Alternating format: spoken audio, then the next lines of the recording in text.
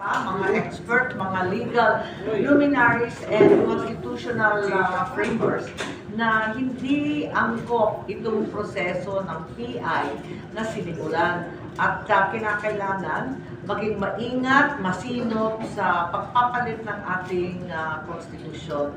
So marami tayong opinion na narinig, isang nakakaintriga na hiwalayin na yung economic provisions, wag nang ilagay sa ating saligang batas, kundi isang tabi upang madali ng palitan tuwing may problema, tuwing may pagbabago at para ma-updated siya lagi at mas madali ng palitan sa pamamaraan ng pangkaraniwang batas. Pero syempre, marami sa amin, nanganganib pa rin ang sitwasyon para sa akin, halimbawa, dahil ayaw naman natin, halimbawa, paltan ng paltan ang pagmamayari ng lupa.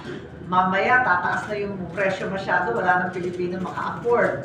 Pagkatapos yung natural resources, talagang God-given yan para sa Pilipino, dapat tayo rin